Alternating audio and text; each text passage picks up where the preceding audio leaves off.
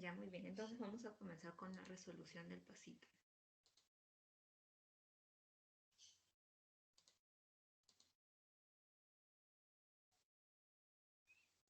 Ya, entonces los temas que vamos hoy día a repasar son 6 temas, ¿no? En la parte de génito urinario, digestivo, endocrinológico, sistema nervioso, malaria y la terapéutica y variabilidad de la respuesta a los fármacos. Entonces comenzamos con las preguntas de génito urinario, que son 5. En esta pregunta, ¿cuál es el tratamiento de primera línea de la hiperplasia benigna de próstata? Acá es el tamsulosina, ¿no? Más adelante vamos a explicar cuáles son los fármacos que se usan para el tratamiento de la hiperplasia benigna de próstata. En cuanto a esta pregunta, es un paciente que tiene litiasis renal, ¿no? Entonces se ve una ecografía donde se ven imágenes hiperecóicas con sombra acústica posterior de aproximadamente 7 milímetros. Entonces, ¿cuál sería el mejor manejo para este paciente? En este caso es primero tratar con analgésicos y posteriormente tratarlo con la terapia con tamsulosina, ¿no? Para que pueda eliminar el calcio. De acuerdo a qué familia farmacológica se prefiere para el tratamiento de prostatitis bacteriana aguda y por qué. En este caso son los antibióticos de elección. En este caso se recomienda que sean las fluoroquinolonas, ¿no? Debido a que estas llegan de muy buena manera al tejido prostático. Esa es la ventaja de las fluoroquinolonas, ¿no? Y en cuanto al tratamiento de primera línea de las ITUS no complicadas, en este caso es el trimetopin sulfametoxazol, ¿no? Se comienza con el tratamiento farmacológico, que en este caso es este antibiótico, el Bactrim. Entonces, esos son los primeros temas que vamos a hablar.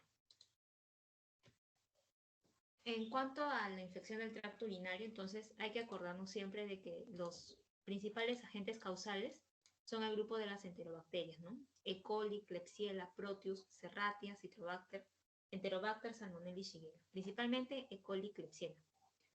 Entonces existen se clasifica en dos las infecciones del tracto urinario, las no complicadas y las complicadas. En el caso de las no complicadas, tenemos que se va a presentar con síntomas de cistitis, de disuria, polaquiuria, tenesmo y dolor suprapúbico, ¿no? Entonces, la historia clínica va a venir así, ¿no? Con esto, un paciente que tiene estos síntomas, más frecuente en las mujeres de edad fértil e incluso en algunas personas que tengan las vías urinarias alteradas, ¿no? Entonces, el de elección para el manejo de las ITUS no complicado es el trimetopin sulfametoxazol, ¿no? Porque el espectro de acción va a cubrir tanto a las enterobacterias como los anaeróbicos, ¿no? Aunque no de una manera tan eficiente, pero de preferencia las enterobacterias, porque acuérdense de que los microorganismos que están más presentes en las ITUS, que son los causantes de las ITUS, son el grupo de las enterobacterias. Y el Bactrim cubre a estas bacterias principalmente, ¿no? Las gram positivas y algunos anaeróbicos también. La ventaja del trimetopin sulfametoxazol es que se excreta por vía renal y siempre hay que revisar si es que a nivel local existe resistencia o no. De haber resistencia local mayor a 20% o si la persona ha usado en los 3 meses previos el Bactrim, no debería darse en aquellas personas que lo hayan usado, ¿no? Entonces ahí vamos a la segunda línea, que es la nitrofurantoína, a una dosis de 100 miligramos cada 12 horas por 5 días. Entonces, porque la nitrofurantoína va a cubrir principalmente a los gram positivos, entre ellos al Enterococcus fecalis, y dentro del grupo de los gram negativos, que es el más frecuente, el E. coli. También, al igual que el Bactrim, es de excreción renal. Y lo bueno es que incluso en la lectura que se les dejó para este tema, hablan de que se puede usar como una prevención para ITUS recurrentes o en el caso de tratamiento de cistitis también, ¿no? Entonces esa es la ventaja que tiene la nitrofurantoína. También está la fosfomicina, o también llamada trometamol, que va a cubrir también al E. coli, al Enterococcus fecalis y también incluye a los BLE, ¿no? A los beta-lactámicos, a los beta-lactamasas, ¿no? También son de excreción renal y la desventaja es que aumentan los niveles de digoxina, ¿no? Pero si se da en ayunas, existe una mejor absorción del fármaco. También en las ITUS no complicadas se puede usar los beta-lactámicos y las fluoroquinolonas, ¿no? Pero de elección de las citus no complicadas, eso sí, siempre hay que acordarnos que es el trimetoprim sulfametoxazol, salvo que haya resistencia local o que se haya usado en los 3 meses previos, recién ahí se daría la nitrofurantoína. En el caso de las citus complicadas, los síntomas de las citus complicadas van a ser con dolor lumbar, fiebre, escalofríos, ¿no? Son cuadros mucho más graves, ¿no? Que se caracterizan por la presencia de fiebre y porque la afectación es a niveles más altos, ¿no? Puede llegar incluso hasta el riñón, ¿no? Por eso se puede presentar hasta con urosepsis o con pielonefritis. Y decidir si se va a hospitalizar o no es de valoración individual, ¿no? De acuerdo a los factores de riesgo que tenga también, se puede administrar un tratamiento ambulatorio o un tratamiento hospitalario. En el caso del tratamiento ambulatorio, la dosis inicial se va a dar de manera endovenosa y luego se continúa por vía oral. Entonces, el tratamiento ambulatorio de elección para una ITU complicada es la ciprofloxacina de manera endovenosa o si no, los aminoglucósidos. Aunque siempre hay que tener en consideración, ¿no?, que los aminoglucósidos son nefrotóxicos y también ototóxicos. Entonces, la elección en este caso es la ciprofloxacina endovenosa en manejo ambulatorio. Mientras que si se decidiera hospitalizar, la de elección es los aminoglucósidos más la ampicilina, ¿no? O si no, también las cefalosporinas como la ceftriaxona y el aminoglucósido, ¿no? Y en caso de que se sospeche de Staphylococcus aureus, ya sea en usuarios de drogas endovenosas, por ejemplo, se puede añadir el uso de vancomicina o de linezolid. También habíamos hablado de unos términos, ¿no?, de bacteriuria asintomática y también cuando ya estamos hablando de la funguria, que es la infección por los hongos. En el caso de la bacteriuria asintomática, no siempre se trata. Solamente se va a tratar en aquellas personas que sean gestantes o que vayan a recibir una cirugía urológica, ¿no? En el caso de las gestantes, el antibiótico de elección para tratar la bacteriuria asintomática, en primer lugar, es la nitrofurantoína, ¿no? Y dentro del grupo de las cefalosporinas tenemos a la cefalexina. Entonces, estos son los antibióticos que se le indica en caso de una gestante con bacteriuria asintomática, ¿no? Y en el caso de la funguria, la causa más frecuente de funguria es por cándida.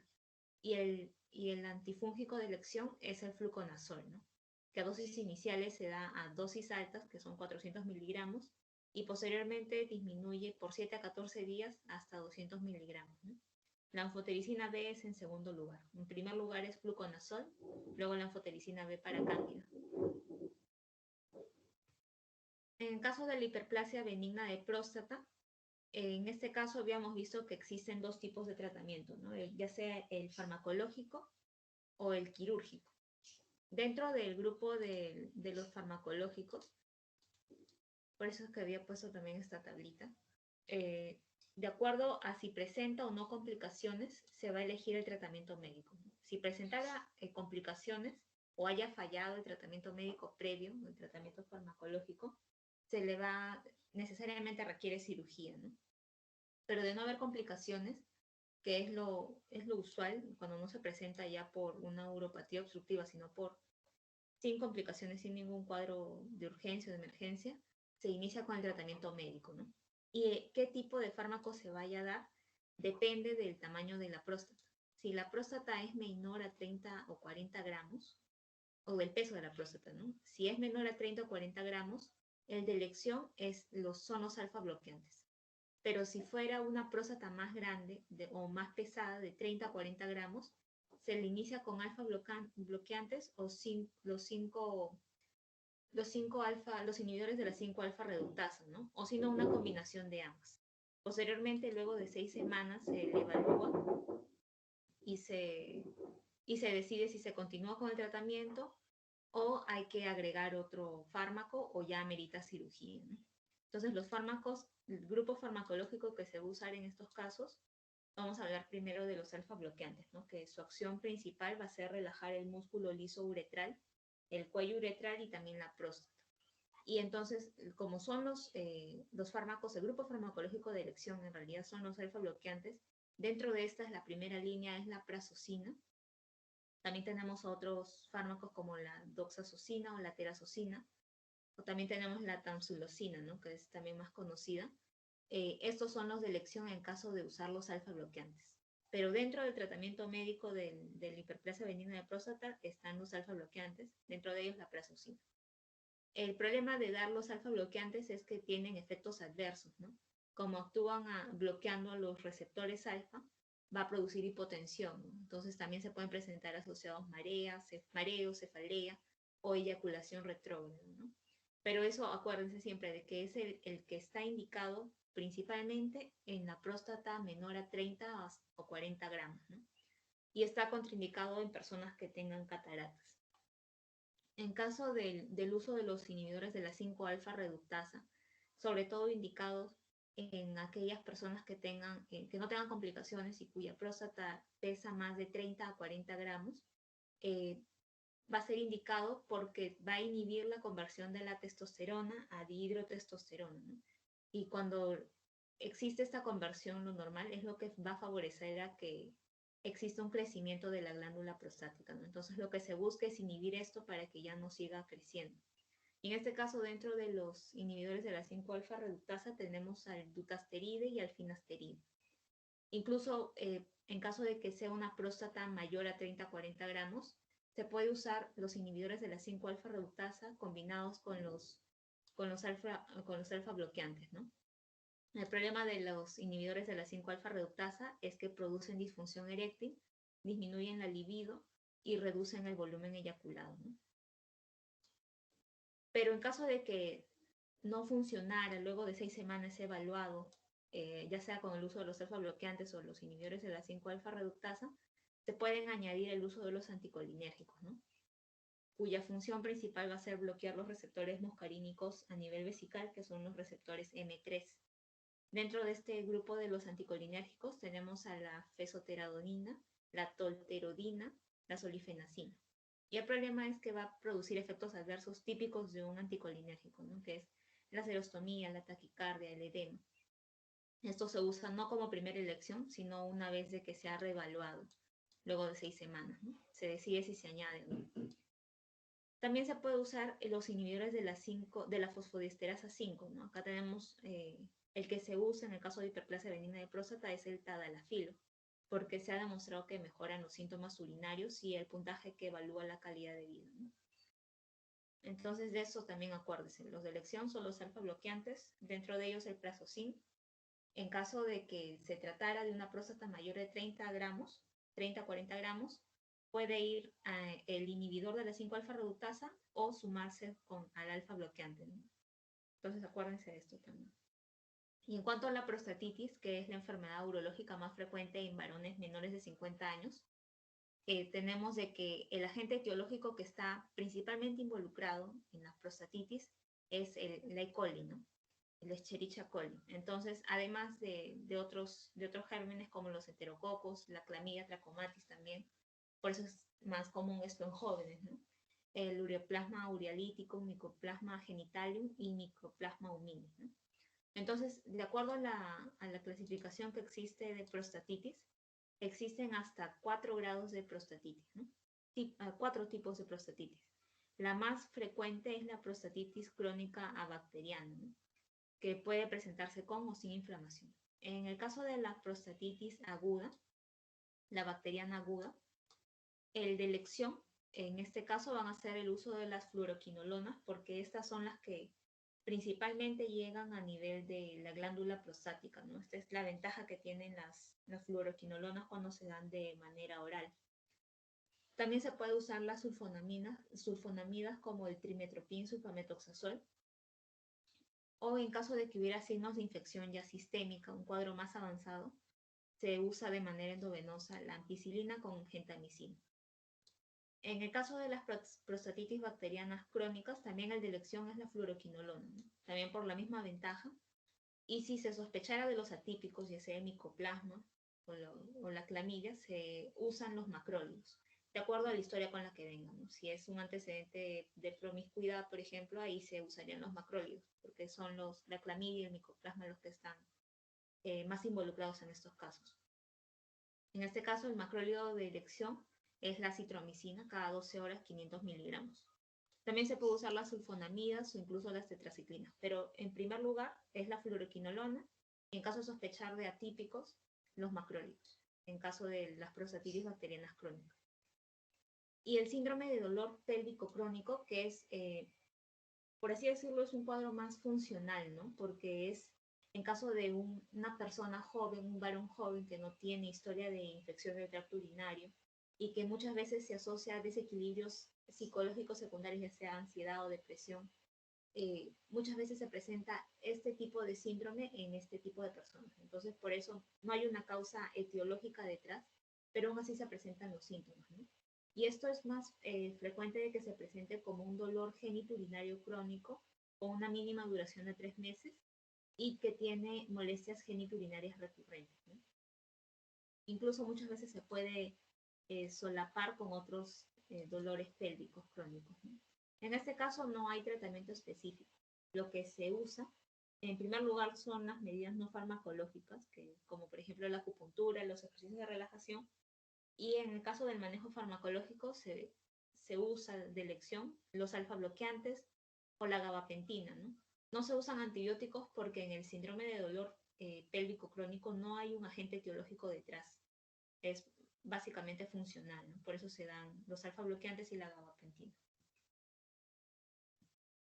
En el caso de la litiasis renal, que consiste en la formación de cálculos en el riñón debido a altas concentraciones de las sustancias formadoras de cristales en la orina, puede presentarse, en este caso estamos hablando de que se diagnostique las litiasis con un tamaño mayor a 10 milímetros. Y en caso de que amerite o que sea un cuadro de urgencia o que sea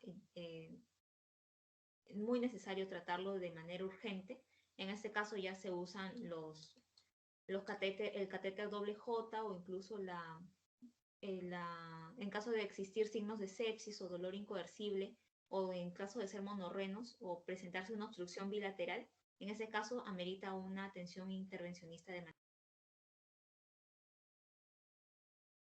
simultánea. En caso de, esto ya es una vez de que ya amerita, ¿no?, un tratamiento bastante urgente, pero cuando inicia el dolor, se inicia como un dolor cólico nefrítico, el objetivo principal es calmar el dolor e hidratarlo, ¿no? Ya después se decide si amerita un tratamiento intervencionista o un tratamiento expulsivo.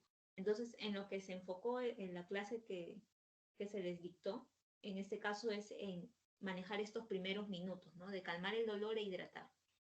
Entonces, para luego decidir qué se realiza, ¿no?, si la intervención o la expulsión. En caso de que, una vez de que ya se calmó el dolor y se ha hidratado a la persona y se decide por el tratamiento intervencionista, lo usual es que sea el catéter doble J, ¿no?, en estos 4 casos. O si no, que sea un tratamiento expulsivo. El tratamiento expulsivo está de elección en caso de que los cálculos sean de 5 a 10 milímetros, ¿no? O también se puede hacer uso de fármacos como los alfa bloqueantes o los calcio antagonistas, porque la función principalmente es relajar ese músculo para que se pueda expulsar el cálculo, ¿no? Pero son cálculos pequeños principalmente. Entonces, lo que se va a tratar de manera farmacológica o con los fármacos que se va a tratar, en primer lugar es la analgesia, ¿no?, que calmar el dolor de manera parenteral, en este caso con el diclofenaco o con ketorolaco, ¿no? Pero en caso de analgesia estamos hablando de elección, puede ser de diclofenaco a ketorolaco, ¿no?, porque calman el dolor más rápido, ¿no?, y son digamos, analgésicos más agresivos, ¿no?, como el ketorolaco. Y también muchas veces se presentan con náuseas, vómitos. En estos casos se usan los antieméticos como la metoclopramida o el ondansetron. O en caso de elegir analgesia oral, ya este no es un cuadro agudo, sino es un cuadro crónico de dolor tipo cólico, o sea, que le pasa y le viene, ¿no? En ese caso, la analgesia oral es el diclofenaco o el ibuprofeno. Y una vez de que se ha decidido si amerita un tratamiento intervencionista o un tratamiento expulsivo, en el caso de los tratamientos expulsivos de elección son la tamsulosina o el nifedipino, ¿no? Estos 2 tipos de fármacos sirven para el tratamiento expulsivo, pero demoran, ¿no?, de 1 a 3 semanas. Ya si fuera un cuadro más agudo, más severo, como que venga con sepsis, ¿no? Ya ahí sí se recomienda tratamiento intervencionista luego de haber calmado el dolor, ¿no? Entonces, ahora vamos a pasar a la farmacoterapia digestiva, que en este caso tenemos otras 3 preguntas más. Si se trata de un hombre alérgico a betalactámicos, si es diagnosticado con úlcera péptica duodenal por endoscopía oral, ¿cuál sería el tratamiento más conveniente? Entonces, vamos a ver más adelante de que la úlcera péptica duodenal, la causa más frecuente es el Helicobacter pylori, ¿no? Entonces, lo que acá queremos recordar es el tratamiento antibiótico para el Helicobacter pylori. Existen hasta 4 líneas de tratamiento, ¿no? Entonces, eso también es importante que nos recordemos. Más adelante lo vamos a hablar. En caso de los AINES, también es importante que nos acordemos que AINE es más cardiotóxico y más gastrolesivo, ¿no?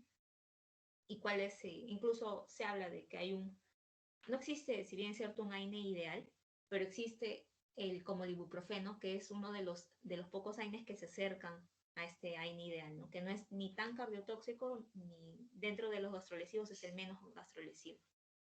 En el caso de los AINES que son más cardiotóxicos, ahí tenemos al diclofenaco. Y el AINE más gastrolesivo es el ketorolaco, ¿no? Entonces, en eso está bien. Bien. Entonces, vamos a ver el tema de farmacoterapia digestiva. Que para esto, primero es necesario que nos recordemos acerca de los fármacos por los que vamos a estar principalmente variando, ¿no? Cuando hablemos de estas enfermedades. Primero, del inhibidor de bomba de protones, de los antagonistas del receptor del H2 y de los antiácidos, que son más sintomáticos, en caso de los antiácidos, ¿no? Son más sintomáticos que curativos. Entonces, en el caso de los inhibidores de bomba, hay que recordar que su mecanismo de acción principalmente es inhibir, ¿no? Inhibir la secreción de ácido gástrico, ¿no? Del ácido clorhídrico. Entonces, en este caso tenemos que los que tienen mayor vida media, que son los que muchas veces se usan más, por ejemplo, tenemos al lansoprazol o al esomeprazol, ¿no? Y el más conocido en este caso es el omeprazol. Aunque si lo comparamos, estos tres, el que tiene mayor cantidad de vida media es el lansoprazol y el esomeprazol, ¿no? Incluso más que el omeprazol. También tiene algunos efectos adversos, ¿no? Como debido a que disminuye los niveles de ácido clorhídrico a nivel del estómago, favorece a que exista un sobrecrecimiento bacteriano, ¿no? Incluso se ha demostrado que puede existir alteración de la respuesta inmunológica o inhibe la secreción de ácido y produce una hipergastrinemia en respuesta a esta disminución, ¿no? En caso de los antagonistas del H2, aquí el representante es el más conocido, ¿no? La ranitidina o la cimetidina. Estos van a suprimir la secreción gástrica del ácido durante 24 horas, ¿no? Casi en la mayoría. Solo que el problema con el uso de estos antagonistas del receptor H2 es la taquifilaxia, ¿no? Es decir, que cada vez se van a necesitar más dosis para generar el mismo efecto, ¿no? Entonces ese es el problema con el uso de los antagonistas de los receptores H2, pero en general son buenos disminuyendo la secreción gástrica del ácido. En el caso del uso de los antiácidos, tenemos hasta tres tipos de antiácidos, ¿no? Los antiácidos sistémicos, los antiácidos no sistémicos y las combinaciones. Los que más se usan son los no sistémicos y las combinaciones. Dentro de estas, el hidróxido de aluminio, el hidróxido de magnesio, y dentro de las combinaciones, el más conocido es el magaldrato. Entonces, el problema de estos es que no son curativos, sino son sintomáticos. O son también conocidos como los citoprotectores, ¿no? Entonces, en el caso de la dispepsia, vamos a recordar de que la dispepsia se clasifica de acuerdo a su origen. Para empezar, la dispepsia es un gran síndrome, ¿no? No es una enfermedad en sí, que se va a caracterizar por dolor o ardor epigástrico, por pesadez postprandial y por saciedad precoz. Entonces, de acuerdo a su origen, se clasifica en 3, en dispepsia no investigada, en dispepsia orgánica y en dispepsia funcional. Dentro de estas 3, la más frecuente es la dispepsia funcional, donde no se encuentra algún agente detrás de todo esto, ¿no? Entonces, en el caso de una dispepsia no investigada, es decir, la dispepsia que se presenta por primera vez, tenemos, tenemos que buscar, o uno está en la obligación de buscar primero los signos de alarma y luego buscar si existe o no infección por Helicobacter pylori, ¿no? Entonces, dentro de los signos de alarma tenemos que es la pérdida de peso involuntaria, la disfagia o dinofagia, si tiene una anemia ferropénica inexplicable o vómitos persistentes o existe una masa palpable o linfadenopatías, antecedentes familiares de cáncer gástrico, ¿no? Gastrointestinal. Entonces, en estos casos estamos buscando ya los cuadros más graves, ¿no? Siempre pensando en los signos de alarma. Y después, una vez de que se ha descartado esto o se ha encontrado algo de esto, eh, tenemos que buscar si existe o no infección por Helicobacter pylori. Entonces, esta es una dispepsia no investigada. Lo otro es la dispepsia orgánica, que es decir, hay algo detrás que está generando estos síntomas, ¿no? Lo más frecuente es que se trata de una úlcera péptica. Lo otro es que pueda ser producto de una enfermedad por reflujo gastroesofágico, de origen medicamentoso también, como por ejemplo la gastropatía por Aynes, o de una neoplasia maligna. Entonces, ahora vamos a hablar principalmente sobre la dispepsia funcional, ¿no? Que es aquella donde ya se ha buscado todo, pero no se ha encontrado ninguna causa orgánica detrás, ¿no? Entonces, en este caso, el tratamiento de elección en el caso de una dispepsia funcional es el uso de los inhibidores de bomba de protones, pero no a dosis alta. Hasta por 8 semanas se puede usar de manera continua y luego se puede pasar al uso de a demanda, ¿no? Como no hay una causa detrás, cada vez que sienta estos síntomas puede comenzar a usar, ¿no? Entonces, así se disminuye la presencia también de los efectos adversos, ¿no? Porque también los inhibidores de bomba producen una disminución de la absorción de la vitamina B12, ¿no? Entonces, por eso no se prefiere dar de manera crónica, sino solamente a demanda. Lo otro que también se usa son los antagonistas de los H2, como por ejemplo la ranitidina, ¿no? Y también se pueden usar los procinéticos, aunque no hay una buena calidad de evidencia, también son de recomendación, ¿no? Sobre todo en aquellas personas que las otras terapias han fallado, ¿no? Y no se recomienda usar por más de 4 semanas. Otro que también se puede usar son los neuromoduladores, pero esto ya es en caso de que los síntomas, pese a que se ha tratado inicialmente con los inhibidores de bomba, persistan, ¿no? En este caso, los de elección son los antidepresivos tricíclicos, pero a dosis baja, ¿no? Pero esto es por 8 a 12 semanas. Entonces, esto es principalmente porque, como ya antes lo habíamos estado hablando, en la vía del dolor también existe una carga emocional, ¿no? Entonces, en este caso, por eso se dan el uso de los antidepresivos, hasta por 8 o 12 semanas. Y ya si persistieran los síntomas, se debe volver a reevaluar, se puede evaluar por endoscopía también, o si no, ya recomendarle que acuda a psicoterapia, ¿no? Porque esto principalmente es de causa funcional, ¿no? Entonces muchas veces se liga con los problemas psicológicos también, ¿no? Pero acuérdense de esto, en el caso de una dispepsia funcional, el de elección los inhibidores de bomba de protones, no a dosis alta, por 8 semanas, una vez culminado este periodo de tratamiento de 8 semanas. Si aún así persisten los síntomas, es el uso a demanda, ¿no? Entonces, ya hablando dentro de las dispepsias de causa orgánica, en primer lugar teníamos ahí dentro a las úlceras pépticas, ¿no? Ahora vamos a hablar de la enfermedad por reflujo gastroesofágico, que son síntomas producto de la lesión de las mucosas que muchas veces se presentan de manera nocturna, ¿no? Entonces es algo que se le conoce también como el reflujo.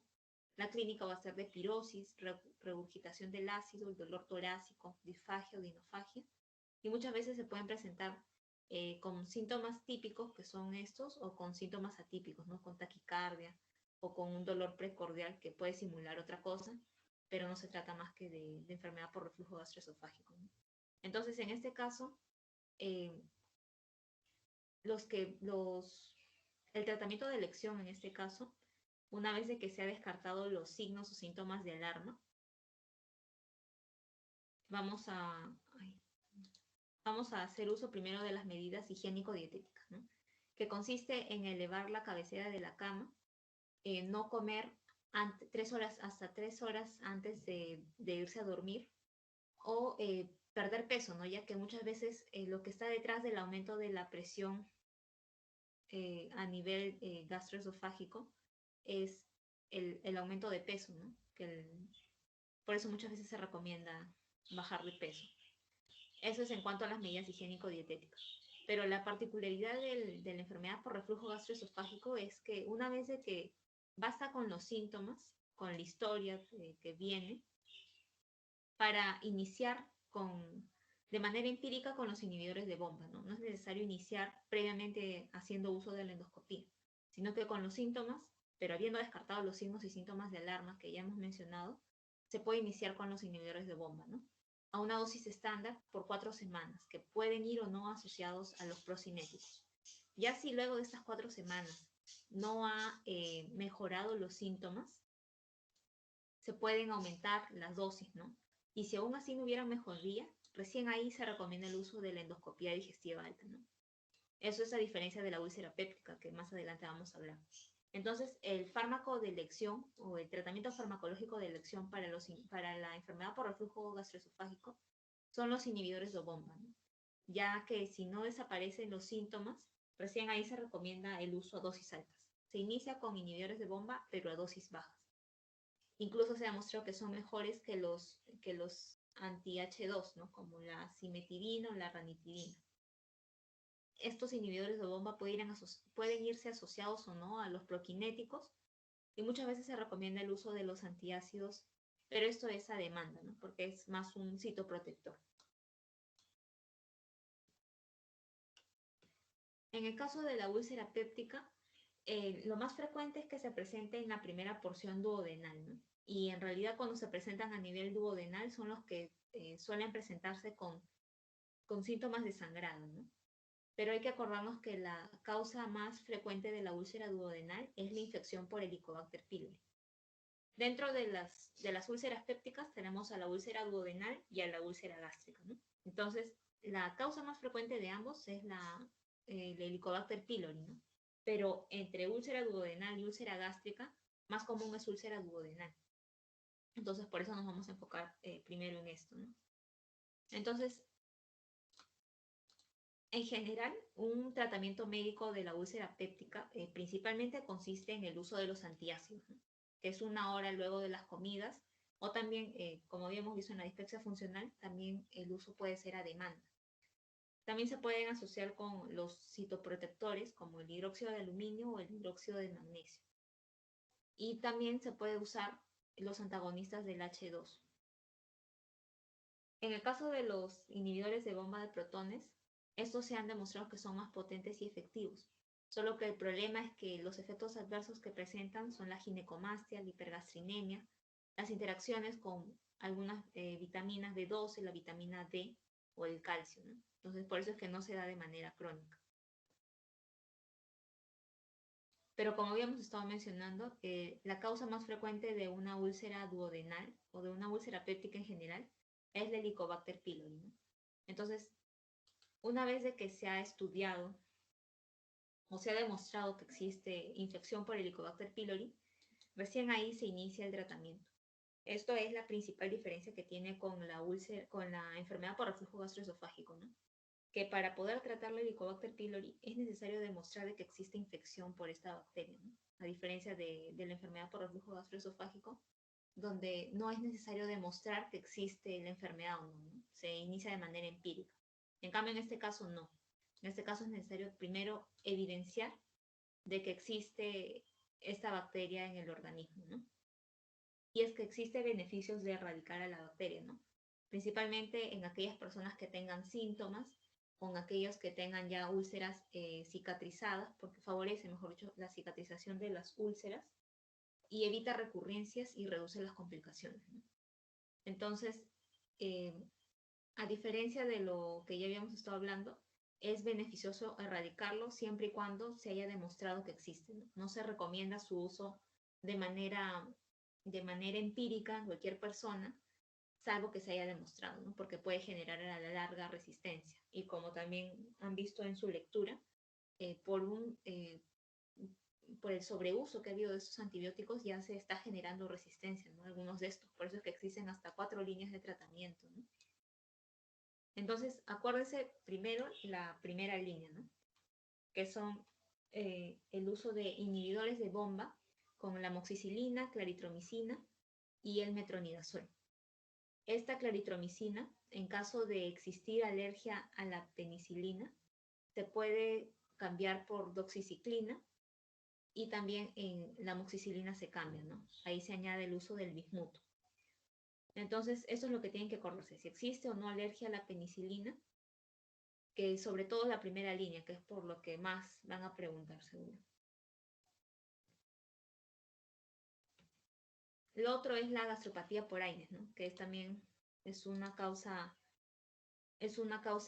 frecuente de consulta también, ¿no? Muchas veces se ha escuchado que dicen tener alergia a los AINES, ¿no? Porque le generan reflujo o por alguna otra razón, ¿no? Entonces, ¿qué AINES debemos usar para evitar este tipo de lesiones? Porque habíamos visto también de que una de las causas también frecuentes de que se produzcan úlceras pépticas están los AINES detrás, ¿no? Tanto de las úlceras gástricas como de las duodenales.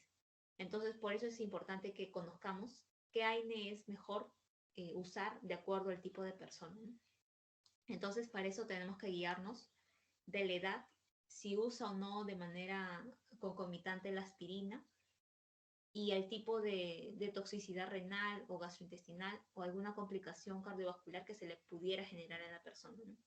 Entonces, primero vamos a hablar sobre en quiénes no se debe usar los AINES de acuerdo al tipo de toxicidad renal que se le pudiera generar, ¿no? Entonces, se deben evitar el uso de los AINES en aquellas personas que tengan una enfermedad renal crónica en los estadios 4 y 5 y usarlo con precaución si está en estadio 3. Entonces, o en aquellas que estén con un riesgo de una depresión del volumen intravascular con una perfusión renal reducida, ¿no? Entonces, en el caso para determinar si existe o no toxicidad gastrointestinal o alguna complicación cardiovascular, primero tenemos que valorar si tiene o no, o qué factores de riesgo tiene de daño gastrointestinal, ¿no? En caso de que hubiera una historia previa de úlcera péptica, ¿no? Ya sea complicada o no, es decir, que haya sangrado o no, o que tenga más de 65 años, o que use 2 o más AINES simultáneos. En este caso incluye el uso de la aspirina, o que use de manera concomitante algún antiagregante, anticoagulante, corticoide o un inhibidor selectivo de la recaptación de serotonina. Esto es principalmente debido al riesgo de sangrado, ¿no? de los antiagregantes y de los anticoagulantes.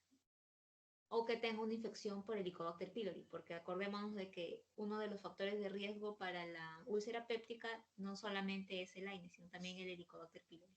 O que presente comorbilidad grave, ¿no? Entonces, de acuerdo a esto, se le clasifica en grupos de riesgo, si es de bajo riesgo, moderado riesgo o alto riesgo. Entonces, bajo riesgo si es que no tiene factores de riesgo y no usa y no toma aspirina, ¿no? Riesgo moderado si es que tiene de 1 a 2 factores de riesgo, y riesgo alto cuando ya tiene una historia de úlcera complicada, ¿no? O que esté anticoagulado o que tenga más de 2 factores de riesgo.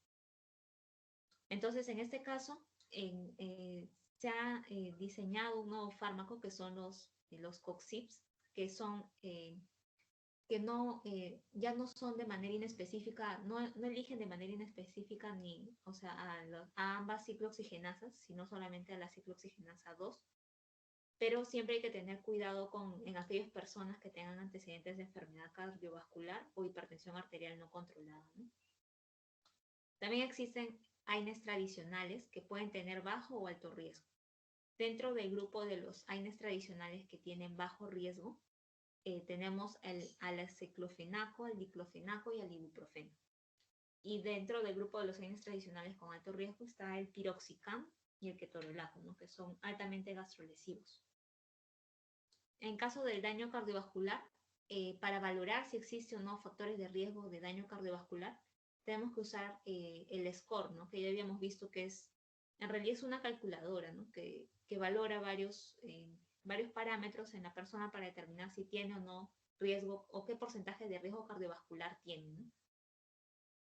Y en este caso, cuando hablamos de AINES que pueden afectar a nivel cardiovascular, esto sí hay que acordarnos siempre, ¿no? Que el AINE más cardiotóxico es el diclofenaco y el más seguro es el naproxeno o el ibuprofeno a nivel cardiovascular. Entonces, por estas razones, es que se dice de que el AINE que se acerca o se aproxima a ser uno de los ideales es el ibuprofeno, ¿no? Por el bajo riesgo gastrointestinal que tiene y el bajo riesgo cardiovascular que tiene. Entonces, por eso acá incluso hay una tabla donde podemos valorar si existe o no riesgo cardiovascular, el grado de riesgo gastrointestinal que tiene y de acuerdo a esto elegir el fármaco que se debe usar o no en el caso para evitar este tipo de gastropatías por AINE, ¿no?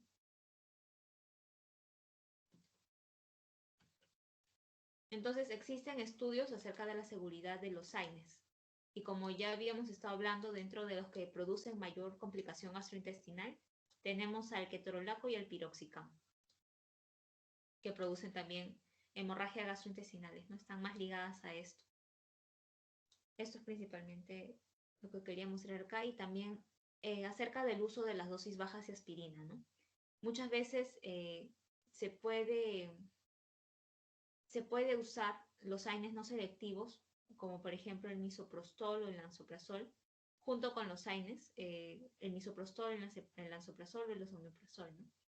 Sin embargo, no todos los inhibidores de bomba han recibido la aprobación de la FDA, ¿no? Por eso es que es probable que todos tengan una eficacia similar. Y medidas preventivas para prevenir, para evitar estas gastropatías por AINES, ¿no? Siempre hay que revisar la indicación del AINE, hay que seleccionar siempre el AINE menos tóxico, evitar el empleo de los AINES en aquellas situaciones en las que se puedan sustituir por fármacos menos tóxicos, ¿no? Por eso también es necesario valorar los factores de riesgo que pudiera tener o no, y siempre usarlo a la dosis mínima eficaz. También utilizar los AINES por el menor periodo de tiempo posible y evitar el uso concomitante de varios AINES o asociado a algún anticoagulante o antiagregante plaquetario, ¿no? Por eso es importante valorarlo de manera individualizada. Entonces ahora vamos a revisar la farmacoterapia endocrinológica. En este caso vamos a hablar de diabetes y de cetoacidosis diabética, ¿no? Entonces, en este caso se trata de una paciente mujer que acude a un consultorio médico, ¿no? Entonces, lo que acá tenemos que enfocarnos es con qué niveles de glucosa y de hemoglobina glicosilada viene, ¿no? Tiene una glucosa en ayunas de 160 y de hemoglobina glicosilada de 8.5. ¿Cuál sería la actitud terapéutica más sensata? En este caso, lo más sensato es la terapia combinada de metformina, ¿no? Siempre y cuando se tolere. Y más adelante vamos a ver un cuadro donde se explica que en realidad si una persona viene con niveles de hemoglobina glicosiladas mayores o iguales a 8.5, se recomienda iniciar con una doble terapia, ¿no? Porque probablemente esta persona no esté controlada, ¿no? No basándonos necesariamente en sus niveles de glucosa o de glucemia, ¿no? Y lo otro es el pilar básico del tratamiento de la cetoacidosis diabética, ¿no? Entonces, en este caso es esta respuesta, ¿no? Que incluye la insulina, la fluidoterapia y también la fluidoterapia, los niveles de potasio y bicarbonato, ¿no? Entonces vamos a ver en qué casos amerita o no el uso de potasio y de bicarbonato. Entonces, dentro de la farmacoterapia endocrinológica, hablando de la diabetes, habíamos visto de que existen clasificaciones de la diabetes, ¿no?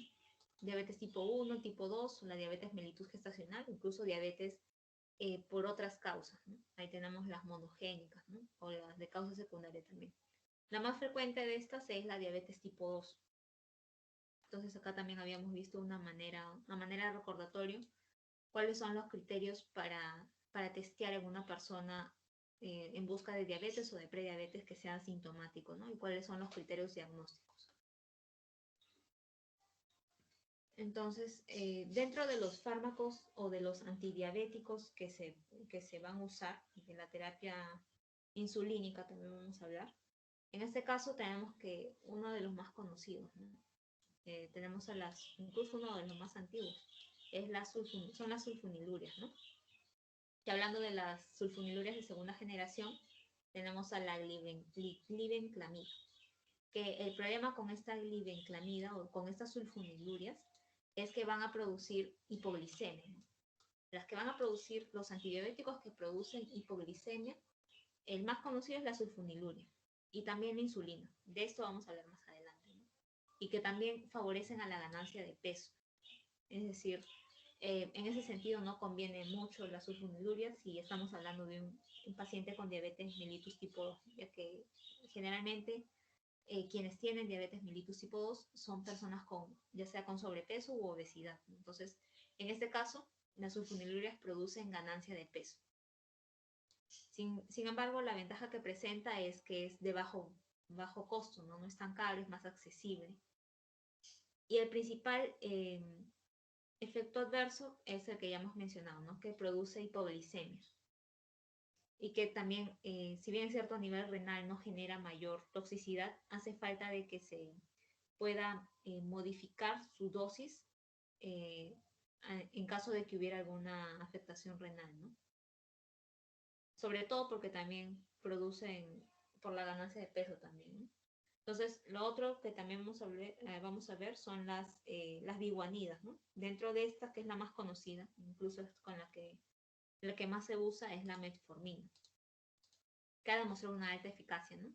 Y la ventaja es que no produce hipoglicemia y a nivel de ganancia de peso es neutral o incluso muchas veces se ha demostrado que tiene un potencial para ayudar en bajar de peso, ¿no? El costo también es bajo, sin embargo está contraindicado en aquellas personas con una tasa de filtración glomerular menor a 30 mililitros por minuto, ¿no? Por superficie corporal. Y los efectos adversos que hay que considerar siempre son los efectos gastrointestinales, ¿no? Ya sea diarrea o náuseas, además de la potencial deficiencia de vitamina B12. Sobre todo, también se presenta acidosis láctica, pero esto es principalmente en aquellas personas que tengan una tasa de filtración glomerular baja, ¿no? Por eso no se recomienda en estas personas, porque pueden producir eso. En el caso de los nuevos, ya por así decirlo, nuevos antidiabéticos, tenemos a los inhibidores de la SGLT2, ¿no? Que son receptores que están a nivel renal. Y cuando se bloquean esto, va a favorecer más bien la reabsorción de glucosa. En este caso, uno de los principales representantes es la empaglifosina. Y la ventaja de esto es que no produce hipoglicemia y que favorece más bien a la pérdida de peso. Y también lo bueno es que tienen buenos efectos, incluso efectos benéficos a nivel cardiovascular y en personas que tengan insuficiencia cardíaca, ¿no? Entre estos tenemos a la empaglifosina y la canaglifosina. También incluso a nivel renal se ha demostrado beneficio en cuanto a la progresión de las enfermedades renales crónicas, ¿no? Sin embargo, algunos de estos fármacos sí ameritan un ajuste renal, ¿no? Los principales efectos adversos que tienen es que en el caso de la canaglifosina se ha asociado un riesgo del aumento de las amputaciones, ¿no? Y lo más común, que es lo más conocido, es las infecciones geniturinarias con las que se asocian, ¿no? Lo bueno es que no produce hipoglicemia, por eso, y favorece también en personas con enfermedades cardiovasculares. Las otras dos drogas que también tenemos son los inhibidores de la los inhibidores de la DPP4 y también los antagonistas del GLP-1, ¿no? Ambos, el GLP-1 es una enzima que se produce a nivel hepático y que van a favorecer más bien a la síntesis de la insulina. Entonces, al bloquearlo, mejor dicho, al estimularlo, se va a producir más insulina, mientras que los inhibidores mientras que los DPP4, que son las dipeptidilpeptidasa 4, se encargan de degradar al GLP-1, ¿no? Entonces, lo que se busca con estos fármacos, en este caso, es inhibir al inhibidor de esa enzima y estimular a la otra enzima, que es la GLP-1. Dentro de los agonistas del receptor de la GLP-1 tenemos al liraglutide, mientras que dentro de los inhibidores de la DPP4 tenemos a la sitagliptina, la saxagliptina y la vildagliptina, ¿no? Los que terminan en gliptina y en el otro es glutide, ¿no? Entonces, la ventaja es que ninguno de los dos producen hipoglicemia, ¿no? E incluso los agonistas de la GLP-1 se han asociado a la pérdida de peso, ¿no? E incluso no tienen una afectación a nivel cardiovascular. La desventaja que sí tienen es que son de alto costo, ¿no? Porque son, por así decirlo, son más sofisticados, ¿no?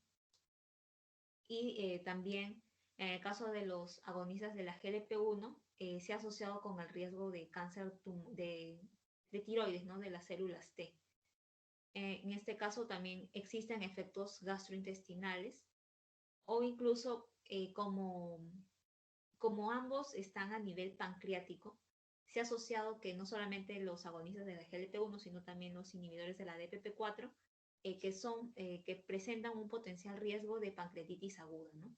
Y en el caso de los inhibidores de la DPP-4, que se asocian también a dolor articular. Otro antidiabético que también cada vez está en menos uso son las tiazolidinedionas, ¿no? En este caso el representante más conocido es la pioglitazona, que si bien es cierto no producen hipoglicemia, sí producen ganancia de peso y se ha asociado con un riesgo cardiovascular, ¿no? Sobre todo en aquellas personas con insuficiencia cardíaca, debido a que este grupo farmacológico favorece más bien a los edemas, a la retención, por así decirlo, de líquidos, y eso empeora los cuadros de insuficiencia cardíaca, ¿no? Entonces, el principal efecto adverso es que producen insuficiencia cardíaca congestiva, ¿no? Es decir, la complican. Los cuadros de insuficiencia cardíaca son complicados por la pioglitazona y la rosiglitazona, además de generar retención de líquidos, ya sea produciendo edema o insuficiencia cardíaca. Sin embargo, este fármaco se puede usar porque se ha demostrado que existe beneficio en el caso de las esteatosis hepáticas no alcohólicas, ¿no? Aunque también se asocia con el riesgo de fracturas óseas o de cáncer de vejiga. Entonces, esto sí hay que acordarnos, que se asocia con el riesgo de cáncer de vejiga, de fracturas, y por la retención de líquidos que se presenta, empeoran los cuadros de insuficiencia cardíaca, ¿no? Entonces, esto es lo más conocido de las tiazolidinedionas. Ahora, dentro del grupo de las insulinas, en este caso hay que acordarnos de las consideraciones adicionales que puede tener, ¿no? En este caso existe reacción en el sitio de inyección, ya que produce una absorción del tejido celular subcutáneo, ¿no? Entonces, poco a poco se va a ir debilitando si se inyecta en el mismo sitio, ¿no? También se asocia con el riesgo de hipoglicemia, ¿no? Por eso es que es importante decidir en quién se da, por cuánto tiempo también, ¿no? Entonces, hablando primero sobre la insulinoterapia, esto está indicado en aquellas personas que tengan síntomas marcados de hiperglicemia, asociado a una glicemia mayor o igual a 300 miligramos por decilitros o una hemoglobina glicosilada mayor o igual a 10, ¿no? O en caso de personas que tengan contraindicaciones a alguno o a todos los diabéticos orales, ¿no? Principalmente se usa la insulina por la glucotoxicidad que existe, ¿no? No se usan de manera prolongada, ¿no? Siempre es por periodos cortos hasta disminuir este grado de glucotoxicidad que existe. También se usa en caso de enfermedades agudas, como vamos a ver más adelante en la cetoacidosis diabética se usa, o incluso también muchas veces, aunque no es tan necesario en el caso de los cuadros hiperosmolares hiperosmóticos, ¿no? Estamos hablando que la dosis a recomendar son 10 unidades o 0.1 a 0.2 unidades por kilo de insulina basal. En realidad, las insulinas se dividen en dos tipos, las insulinas humanas y los análogos de insulina. Los análogos de insulina en realidad son producto de modificaciones en la molécula, ¿no? Y entonces muchas veces se asocia con que ralentizan la absorción y la acción, es decir, duran más tiempo a diferencia de las insulinas humanas. En este caso, dentro del grupo de las insulinas humanas, tenemos a la insulina rápida, también llamada insulina cristalina, la insulina lenta, la NPH o intermedia, la ultralenta y la premezclada.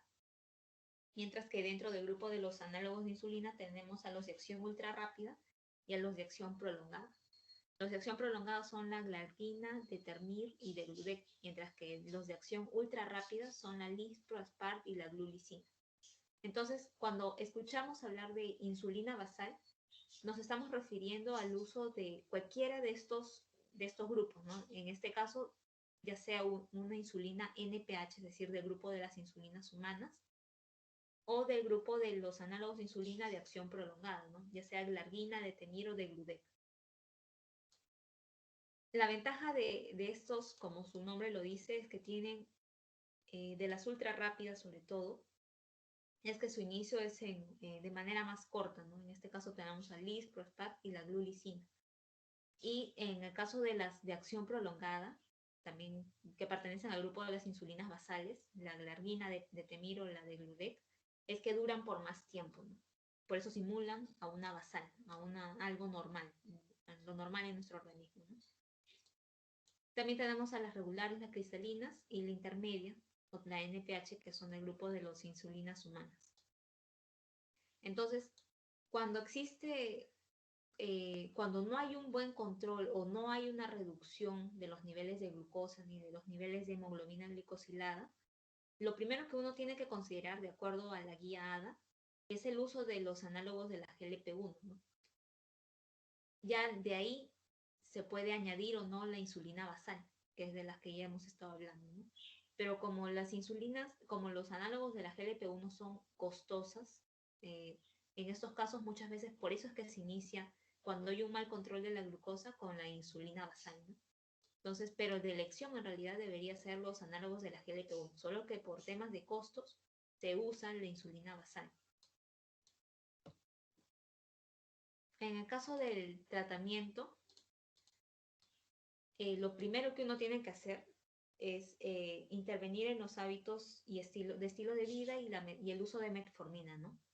Salvo de que la hemoglobina glicosilada esté entre 8.5 a 10%, recién ahí se considera el uso de la doble terapia, ¿no? De la metformina asociada a un segundo fármaco, ¿no?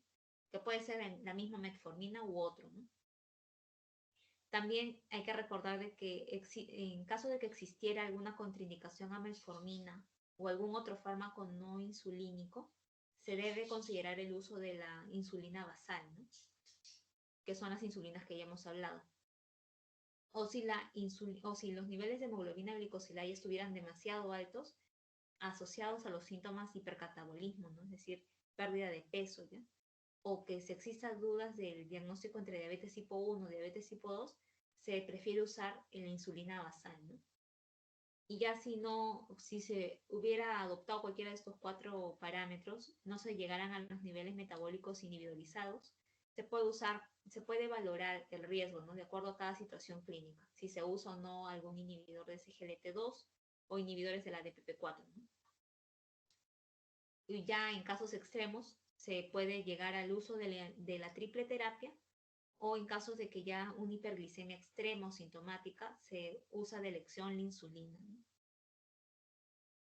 Aunque acá, como hemos visto, para pacientes que necesitan el mayor efecto hipoglucemiante de una medicación inyectable, se prefieren los análogos de la GLP-1 antes que la insulina basal. Entonces, esto es en realidad lo que debería ser, pero siempre se comienza en casos ya extremos con la insulina, por costos principalmente, ¿no? Entonces, el tratamiento no farmacológico, farmacológico. Dentro del no farmacológico tenemos al nutricional, a la terapia bariátrica. Dentro de los nutricionales, el uso de omega 3, de la dieta, entre dieta DASH o dieta mediterránea, y se favorece el consumo de productos light, ¿no? La terapia bariátrica, sobre todo, es beneficiosa en aquellas personas que tengan un índice de masa corporal mayor o igual a 40 kilogramos por metro cuadrado, ¿no? Está contraindicado, no recomendada, en aquellos que tengan un índice de masa corporal menor a 30. El tratamiento farmacológico, como ya hemos visto, se comienza con el uso de la metformina, pero en dosis ascendentes, ¿no? No es con la dosis habitual. Siempre se comienza eh, de dosis bajas de 500 miligramos al día hasta los 2 gramos al día, ¿no?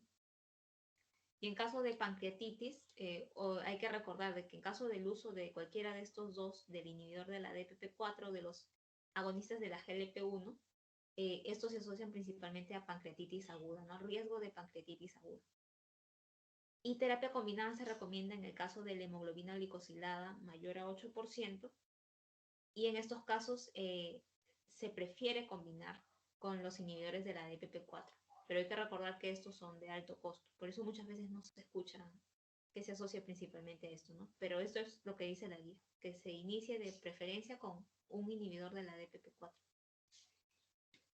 Entonces, dentro de los cuadros, las emergencias hiperglicémicas, vamos a hablar primero sobre la cetoacidosis diabética, ¿no?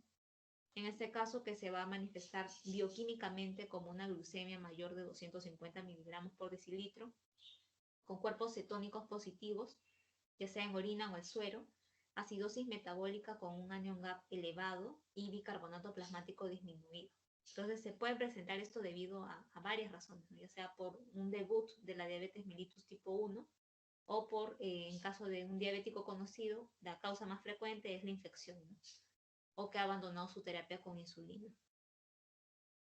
La clínica es náuseas, vómitos, dolor abdominal. Incluso se puede presentar con taquimia, con la respiración de Kussmaul, ¿no? Con signos de deshidratación, ¿no? Aunque esta presentación con signos de deshidratación es más marcada en el caso del estado hiperosmolar hiperosmótico.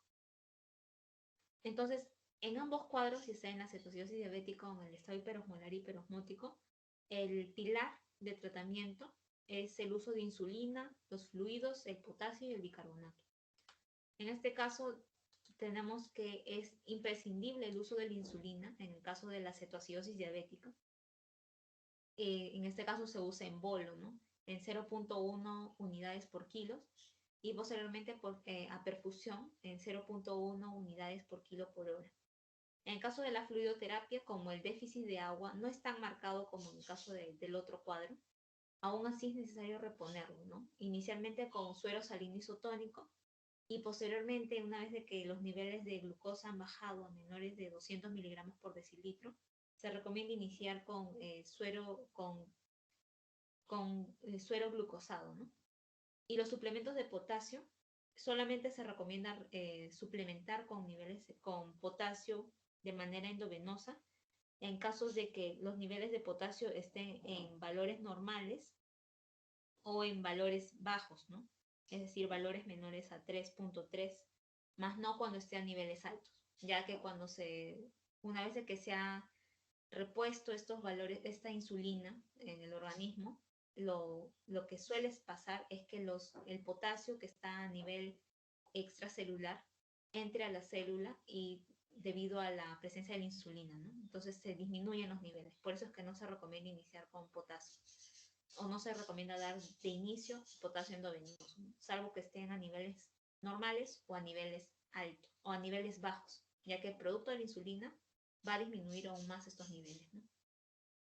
Y en el caso del bicarbonato, se recomienda el uso cuando se está en un cuadro de acidosis, pero con un pH menor a 6.9, ya que es lo mismo, la misma función que el potasio. Los niveles de bicarbonato disminuyen cuando se reponen los niveles de insulina, ¿no? Entonces, por eso es que también hay que tener cuidado con esto y solamente darlo cuando el pH es menor a 6.9 o el bicarbonato es menor a 5 miliequivalentes litro.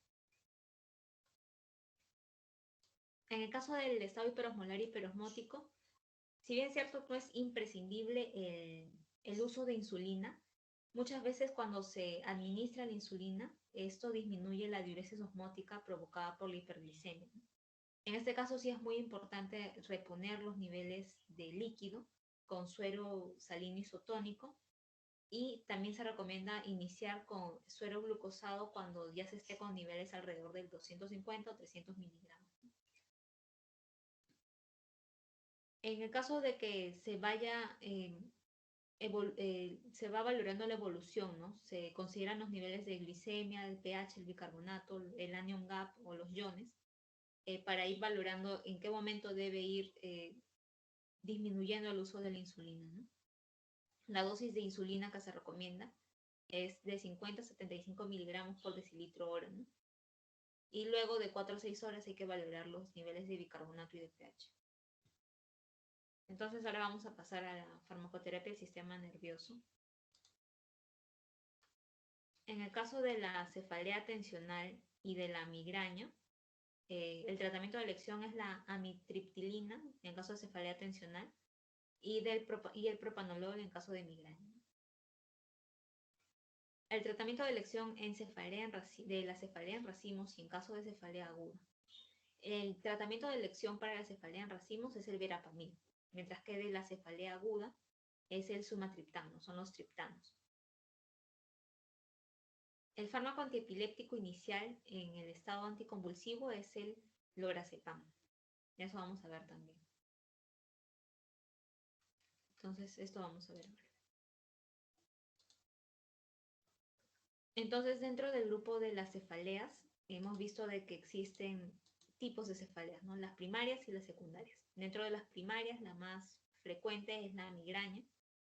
Y dentro de también tenemos al grupo de las cefaleas tensionales o las cefaleas en racimos. Dentro de este grupo tenemos, pertenecen al grupo de las cefaleas trigémino-autonómicas. Y dentro de este grupo tenemos a la cefalea en racimos, ¿no? También en caso de las cefaleas secundarias ya es producto de un traumatismo, ¿no? O de trastornos vasculares. En caso de la cefalea tensional, habíamos visto que esto es producto de una contractura o de una contracción sostenida de los músculos pericraneales, ¿no? Probablemente sea por una alteración bioquímica primaria de las estructuras que controlan el dolor. El inicio o el cuadro con el que se puede presentar, ¿no? Con el que se suele presentar es un inicio insidioso, el dolor es tipo opresivo y pulsátil, puede ser de intensidad leve a moderada y suele ser bilateral hasta en el 90% de los casos, ¿no? De localización frontotemporal en el vértex u occipito cervical, ¿no?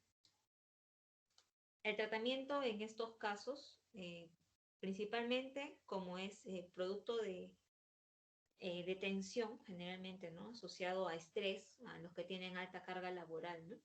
Se recomienda primero acudir a terapia con psicología, ¿no? Pero como muchas veces esto no es lo usual que se presente, también se puede asociar el uso de sintomáticos, ¿no? En este caso, analgésicos simples, como por ejemplo el paracetamol o algunos AINES, y se recomienda no recomendar estos, en caso de usar AINES, no se recomienda combinarlos con cafeína, ¿no? O con cualquier otro, o combinar AINES entre sí tampoco. También se recomienda el uso de preventivos, ¿no? En el caso de que presente cefaleas tensionales recurrentes, ahí se recomienda el uso de los antidepresivos tricíclicos, ¿no? La amitriptilina a dosis bajas o los inhibidores selectivos de la recaptación de la serotonina.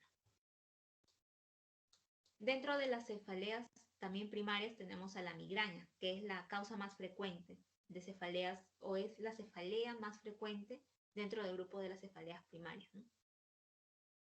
Ahí tenemos que la clínica característica va a ser de una duración de 4 a 72 horas, de localización unilateral, de carácter pulsátil y es de gran intensidad, que empeora con la actividad física y puede presentarse o no aura. Esto es lo que lo diferencia de la cefalea en racimos, ¿no? El tiempo de duración. La cefalea en racimos dura menos de 3 horas y es de localización generalmente también unilateral, mucho más frecuente que la migraña de localización unilateral y que presenta alteraciones vegetativas en el caso de la cefalea en racimos, ¿no? Puede presentarse el ojo rojo, o epífora incluso también, ¿no? Entonces, y la característica sobre todo de la cefalea en racimos es que es horario, ¿no? Tiene un ritmo frecuente de presentación, ¿no? A la misma hora, casi todos los días, a diferencia de la migraña, ¿no? Que no es así. En el caso de la migraña tenemos 3 pilares del tratamiento, ¿no? Primero es la educación al paciente, ¿no? Explicar y ver los desencadenantes, ya sea el estrés, alguna actividad física que realizó o por algunos hábitos tóxicos que pueda tener, ¿no? Y luego se prescribe el sintomático y el farmacológico preventivo. El tratamiento no farmacológico, principalmente que es dentro del tratamiento es el más importante, consiste en regular el sueño, realizar ejercicio físico, disminuir el uso del tabaquismo, el alcohol y mejorar los hábitos dietéticos. Esto es lo que se realiza en la parte no farmacológica, que es lo más importante dentro del tratamiento.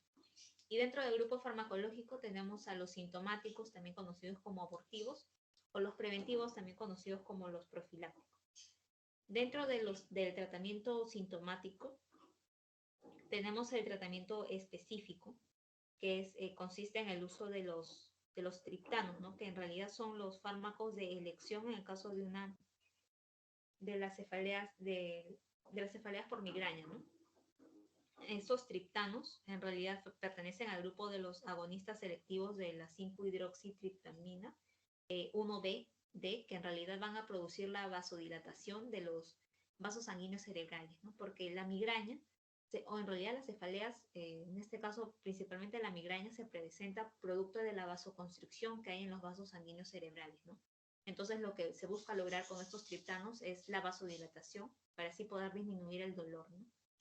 Y esto es el fármaco de elección en estos casos. También tenemos al uso de los ergóticos, que si bien es cierto, son poco usados, estos en realidad a la larga se ha demostrado que uno de sus principales efectos adversos es que existe un efecto rebote, ¿no? Y es que son estos unos agonistas serotoninérgicos no selectivos que inicialmente van a producir una vasodilatación, pero posteriormente la respuesta refleja que se genera es la vasoconstricción, ¿no? Lo que a la larga genera un aumento del dolor. También tenemos a otros fármacos sintomáticos inespecíficos, como por ejemplo los analgésicos o los antieméticos, en caso de que se presente asociado a náuseas, vómitos. Se pueden asociar estos dos fármacos, no tanto analgésicos como antieméticos, o también se puede usar los corticoides, ¿no? Y ya en casos extremos de que no se pueda controlar con ninguno de los otros fármacos, se hace uso de los ansiolíticos y de los narcóticos. Dentro del grupo de los preventivos o profilácticos tenemos al grupo de los antihipertensivos, ¿no? Y también se puede usar los neuromoduladores, incluso se puede llegar a usar la toxina botulínica. Dentro de los neuromoduladores es más frecuente que se pueda usar en caso de que los triptanos no llegan a mejorar este dolor o a calmar el dolor por lo menos en más de 10 días, ¿no? O en caso de que la migraña se presente hasta 2 veces por semana.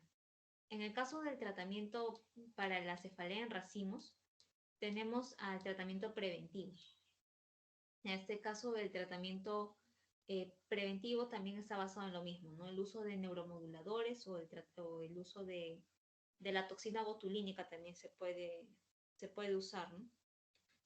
En el caso del tratamiento sintomático tenemos al sumatriptán subcutáneo, que es uno de los de elección de la cefalea en racimos, junto con el oxígeno alto flujo, ¿no? Y esto es lo que lo diferencia de las otras cefaleas, ¿no? Que calman con el uso del oxígeno alto flujo y el sumatriptán, que también es un triptano, pero usado a nivel subcutáneo.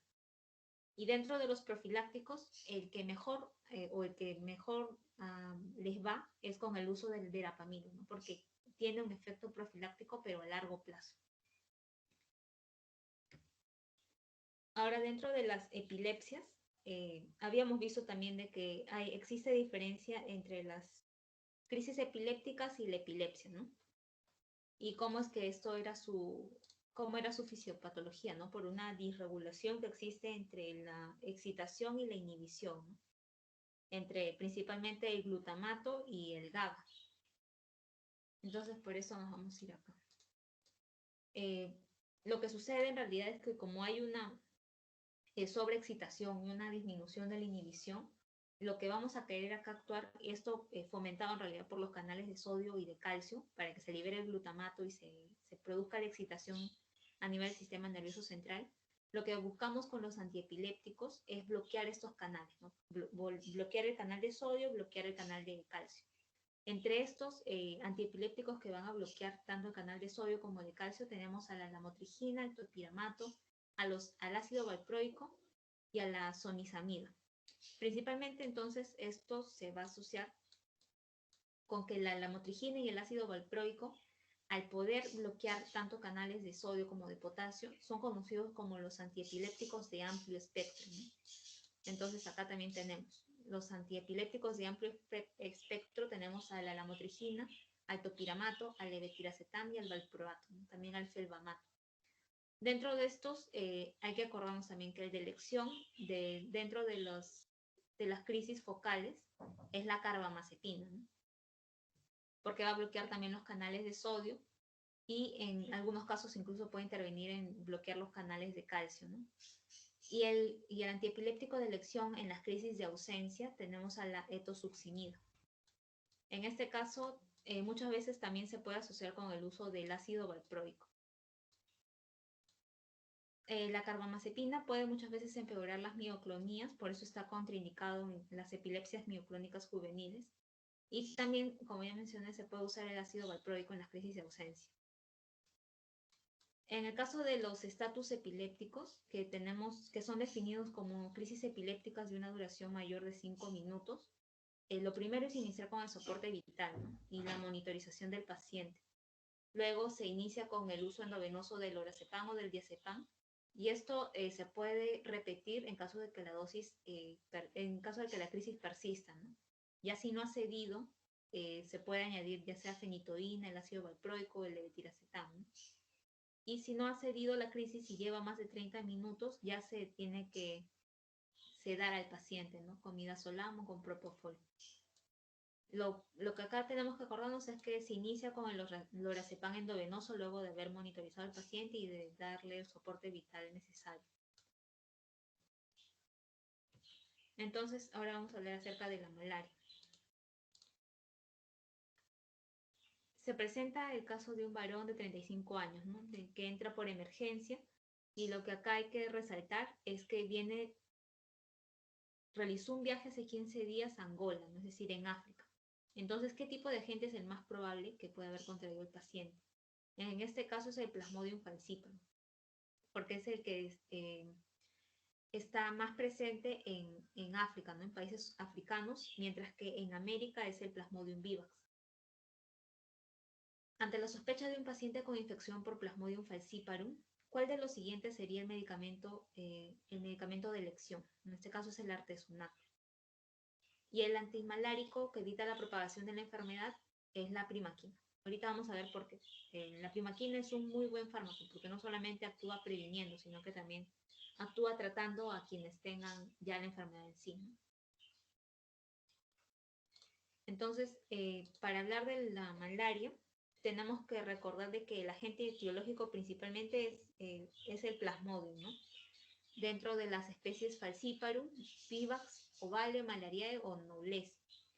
Los que van a estar de manera más frecuente en la región africana son el Plasmodium falciparum, mientras que en la región americana es el Plasmodium vivax, que es el parásito predominante. Entonces, esto sí lo saqué de la diapositiva del profesor, porque el profesor suele preguntar mucho de sus tablas, ¿no? También de los cuadros o de lo que está en sí en la diapositiva, ¿no? También la clínica se va a presentar con fiebre, anemia hemolítica, esplenomegalia, y en caso de que sea una malaria grave con trastorno del sensorio, anemia severa. Pero siempre acordándonos del antecedente de viaje o que ha estado en las zonas endémicas, ¿no? Ya sea en el África o en nuestro país es en la selva principalmente, ¿no? El diagnóstico es por gota gruesa, por frotis o por pruebas serológicas rápidas.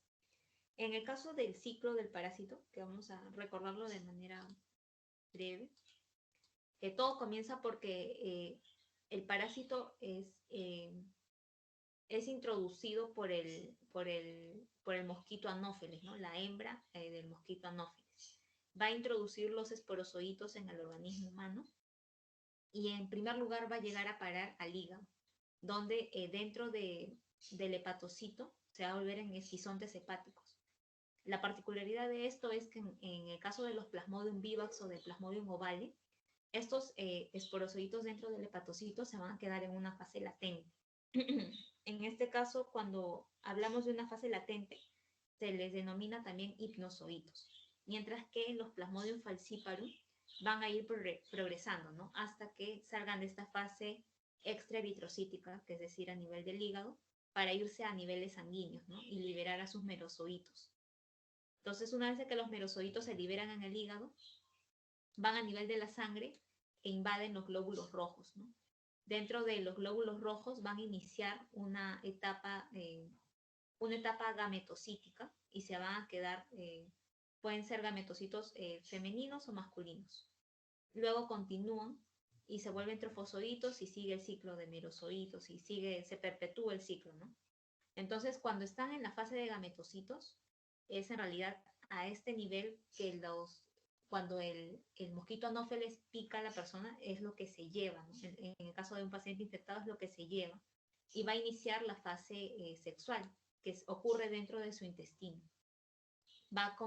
Se van a unir estos gametos femeninos masculinos, forman el cigoto, el ooquineto, el ovocito, se libera y se forman los esporozoitos, ¿no? Entonces, la clave de esto para entender o para recordar el tratamiento farmacológico es necesario primero tratar al paciente, ¿no?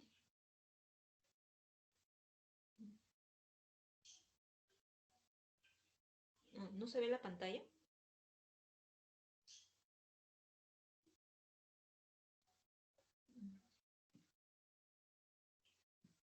Sí, Frine, a mí no me salen diapositivas, no sé si los demás pueden ver.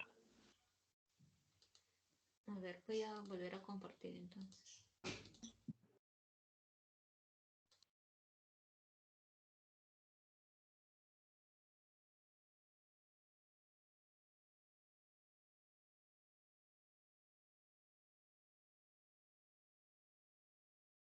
¿Y ahora se ve?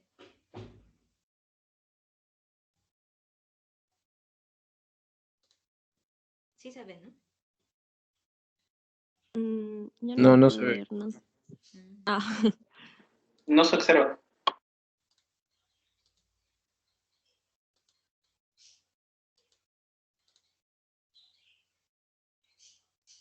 ¿Y ahora se ve?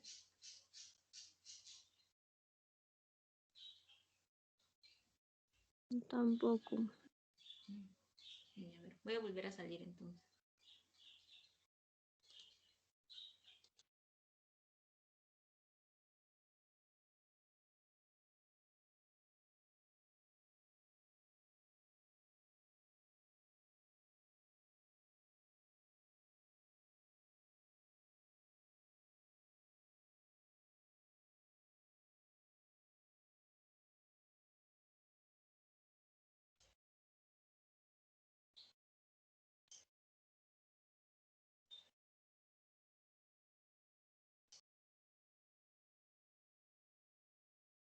Ya, ahora se ve.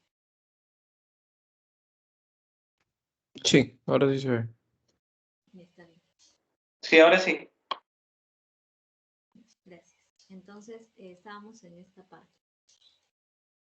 Ya habíamos visto acerca del ciclo, ahora vamos a ver qué es lo importante que podamos recordar o entender acerca del tratamiento farmacológico. Entonces, lo que tenemos que entender es que para poder sanar al paciente hay que matar al merozoito y al esquizón. El merozoito es lo que eclosiona del hepatocito y lo que va a infectar al glóbulo rojo, mientras que el esquizonte es lo que va a estar dentro del glóbulo. Dentro es lo que inyecta el mosquito, por así decirlo, ¿no? Entonces hay que matar a ambos. Y lo otro es que hay que evitar que la enfermedad se propague matando al gametocito, ¿no? Que es en lo que se da en la fase eritrocítica. Entonces, los fármacos antigametocíticos o los antigametocidas son la primaquina y la artemisina, ¿no? Entonces, es lo que va a actuar a este nivel para evitar que se siga diseminando la enfermedad a otras personas, ¿no? Para evitar que el mosquito se lleve eso, el gametocito. Eso se ataca con la primaquina y con la artemisina. Mientras que los fármacos contra la forma exoeritrocítica tenemos de elección, en este caso, el mejor fármaco es la primaquina. Existen también medicamentos eficaces contra la forma eritrocítica, ¿no? Como la artemisina o la atovaquona, proguanilo o la mefloquina, pirimetamina, ¿no? También tenemos a la cloroquina y quinina. Esos son los fármacos eficaces contra la forma eritrocítica.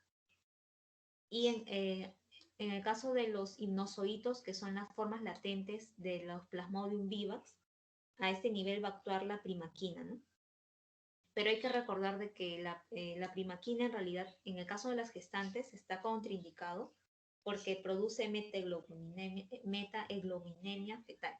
Entonces, no está indicado en las gestantes la primaquina. Lo que sí está indicado en las gestantes es el artesunato, ¿no? Porque también lo bueno es que también actúa a nivel de los exoeritrocíticos, ¿no? En el caso de la malaria severa, también se presenta cuando ocurre infección complicada que afecta principalmente órganos blancos, ¿no? Como el cerebro, o también produce hemoglobinuria o se manifiesta como anemia severa debido a hemólisis, o con injuria renal aguda también. Y eso es en cuanto a la malaria. Entonces, esto sí acuérdense de los fármacos, ¿no? De la primaquina, que actúa a nivel de los gametocitos, también de la forma exoeritrocítica.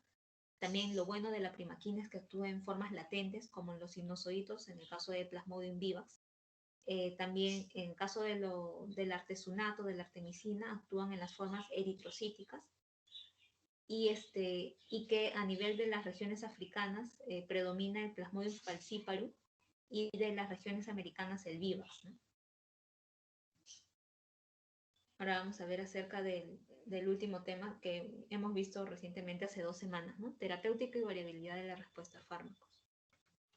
Entonces, en este caso, respecto a la terapéutica y variabilidad de fármacos, ¿cuál es la alternativa correcta, no?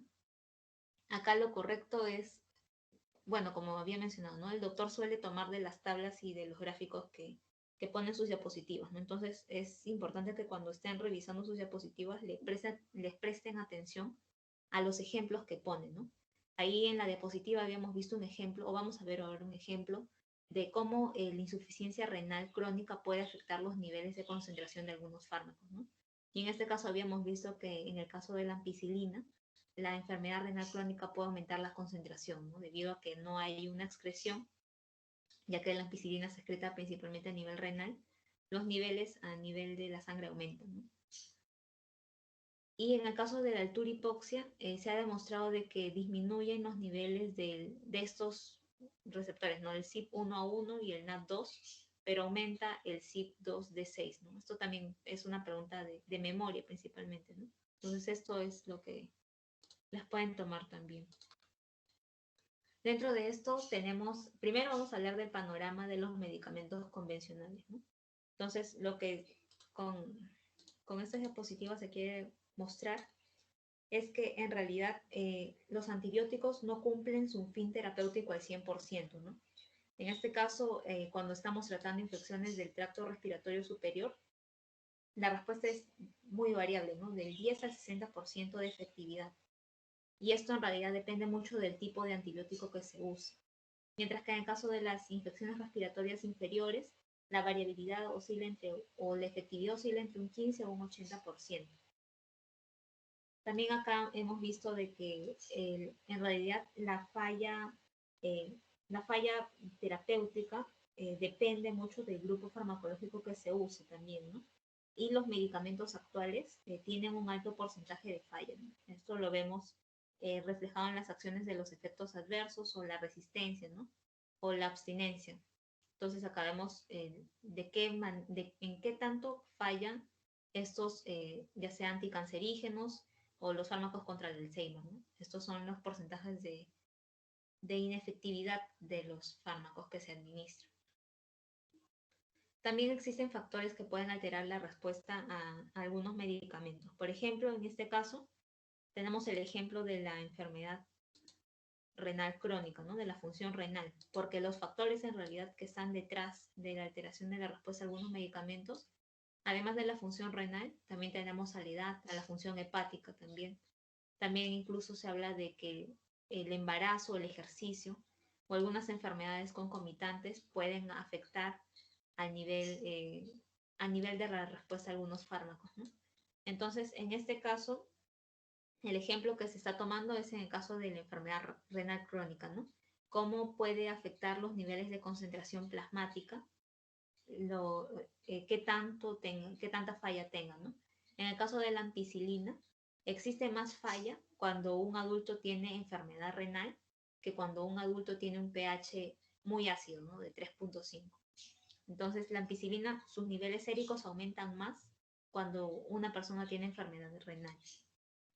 Y esto es debido a que su excreción es principalmente renal, no es hepática, sobre todo renal. Y también existe otro factor que influye o que puede alterar la respuesta a los medicamentos, ¿no? Incluso se habla de que la genómica es el que estaría detrás de las respuestas o de los efectos o de los eventos adversos que se presentan en algunos fármacos, ¿no?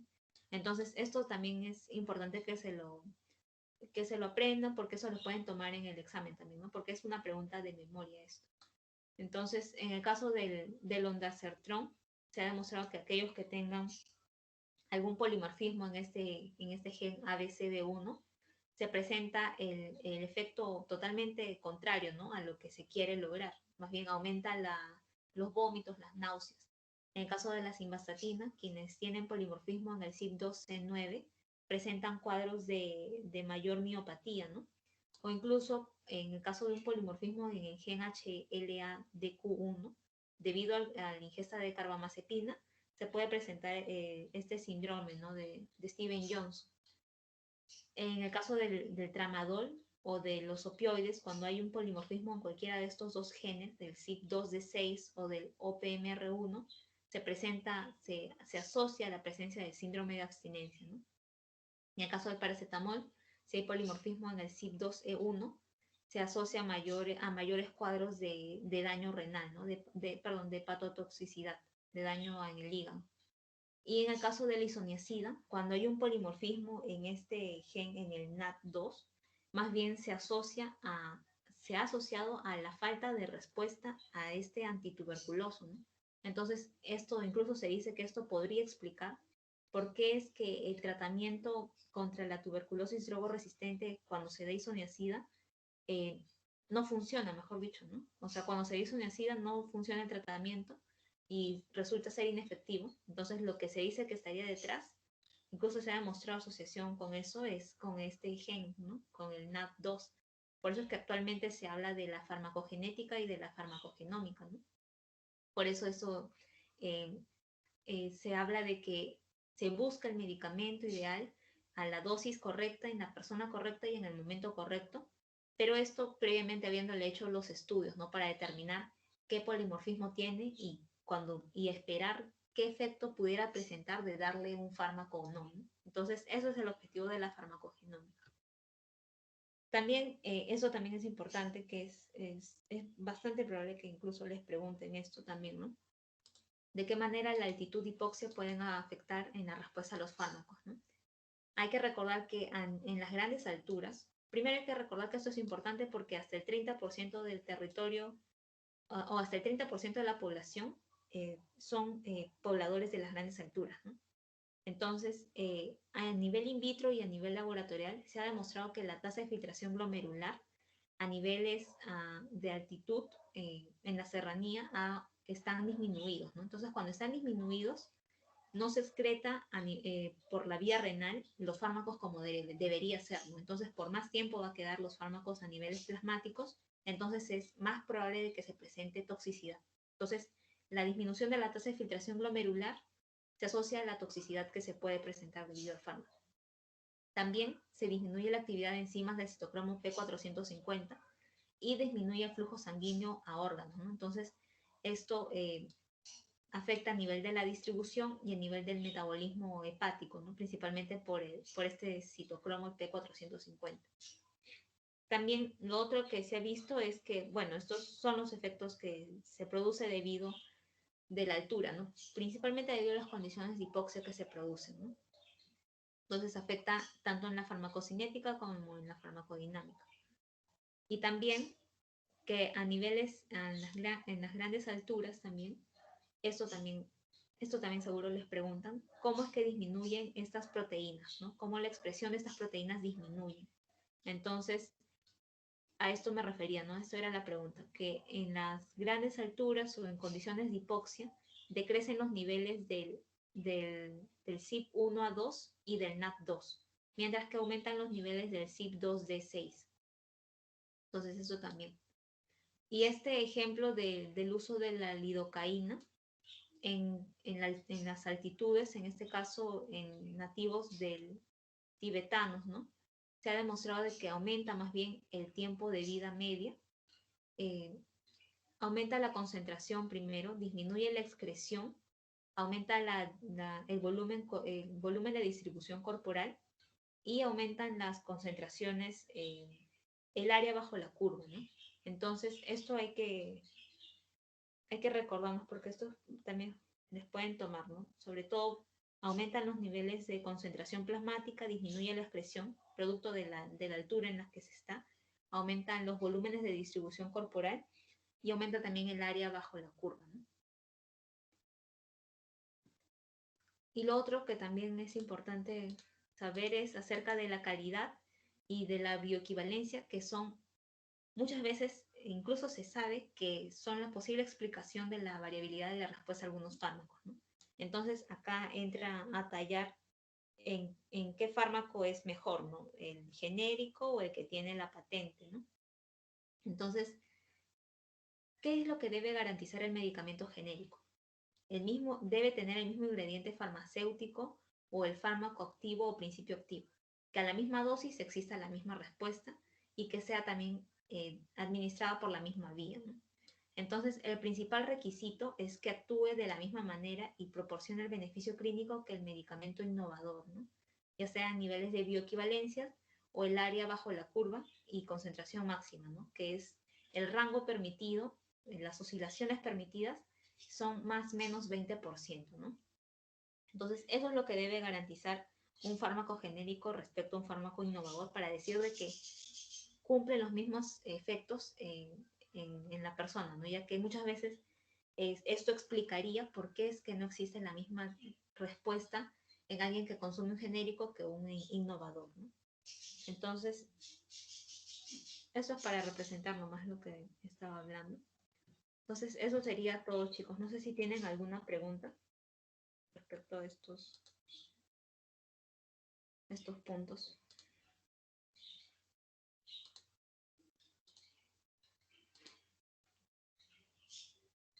Muy bien, chicos. Entonces, también les he dejado los resúmenes que hemos estado compartiendo, ¿no?, durante estas sesiones. Están también en la parte de files, pueden revisarlo.